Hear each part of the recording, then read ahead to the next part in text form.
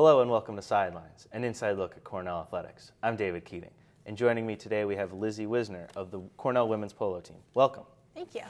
So for those of us viewers that aren't as familiar with the sport of polo, can you take me through sort of the nuts and bolts rules of how the sport works? Sure. So the baseline of polo is you want to score more goals than the other team, which makes it simple in that sense. But at the same time, you have 6 horses out there the whole time. So the basic premise of most of the rules is that we're trying not to kill each other.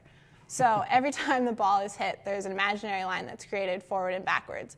And you can't cross that line willy-nilly. There's certain plays you can make. If you're even with someone, you can take your horse and you can push them over and then make a play on the ball. Or you can both be on opposite sides of the line and one person can swing from their right and the other person can swing from their left. So that's the basic version. Okay. So take us through this past weekend, at home against UVA in the national championship. What was that like? Awesome, in a word. We've never played with that many people in Oxley, and it was indescribable. We were so excited to see that many Big Red fans out there. Everyone was in red. The fans were going nuts. It was so cool to listen to as we were playing, and we would score, and the entire stadium would erupt, and UVA would score, and there'd be like 3 people clapping. It was awesome. The game itself was just unreal. We came out and we started pretty strong. We ended up, I think, 4-0. And then right at the end of the first, they got a penalty shot, which kind of knocked us down a little bit. They came out second checker, really strong. And we were kind of struggling a little bit, which was surprising because we were on our own horses, so we should have been better that checker. But then third checker, we came out, and third checker has kind of been our checker all year. And we kind of did it again. We traded goals back and forth to start, and then we were like, they've instituted walk breaks now in the games just to make sure the horses don't get overtired. So, because these games they're the hardest games they'll play all year. So we've been trying to do that. So we kind of had a team group meeting in the walk break, and we were like, all right, it's time now. I looked at Jess, who was our other senior on the team, and I said, Jess, it's now or never. We've got to win this game.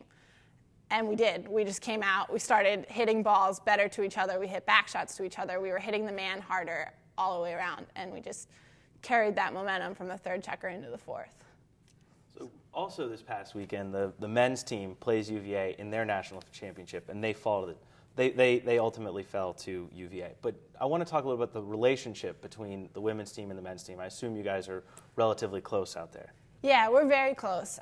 We practice with each other all the time, so that really helps. And we work with each other a lot, not only in practice when we're physically playing checkers against each other, but we're out in the barn taking care of the horses too. So, we get off after a checker and we're walking horses in the barn, we're undoing tack, washing horses off, cleaning tack, doing barn chores, feeding, graining, cleaning the barn. So it's all very much a teamwork, communication, working together. And then there's just the dimension of the men's team.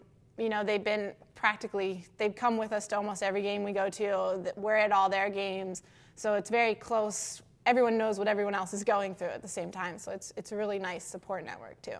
You mentioned that unique relationship that players on your team have with the horses and the taking care of and care that you guys give. What's that like? It's obviously very unique from other student athletes in their sports. Yeah, it's very unique. A lot of us, or all of us, have our favorite horses in the barn, and so definitely we're very attached to our horses. We're very much, when we plan game strategy, like for this tournament, we played a string of UVA horses and a string of our horses. So when we're picking our horses out, we're looking at which horses fit us best, but at the same time, which horses might not be the best for the other team. So it's very much it's a give and take relationship with all the horses that we're playing, and it's also it's at the same time we're not only looking at the playing abilities of our horses, but we're looking at their fitness and their soundness. So it's a whole nother dimension that it adds to the game. So how did you get into the sport of polo? I had a neighbor when we were younger that played, and then my sister actually started playing when I was in middle school. And I was like, hey, that's really cool, but I was really busy playing basketball at the same time, so I didn't get into it until high school. In my sophomore year, one of the coaches from a local high school, a local private school, decided that she wanted to coach a team outside of school. And I just got lucky that we had the connections that I could start playing. So I want to get you out of here on this.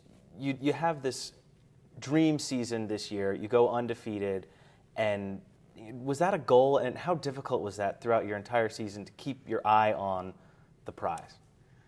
I think the undefeated season was kind of a byproduct of the goal this year. The goal this year was we're going to win nationals no matter what. I think with Jess and I being seniors, we were like, it's time. We've got the talent with Allie and Kaylee. Both of them are very talented players. And we were like, let's do this before we go out. So it kind of came along the way of, in order to get to the national tournament, we wanted to win as many games as we could. We wanted to achieve as high a ranking as we could. So we kept going on and on. We were like, let's win this. Well, that's great to hear. Congratulations on an incredible season and an incredible career. Thank you. Thanks so much for watching Sidelines. Tune in next week. Let's go Red.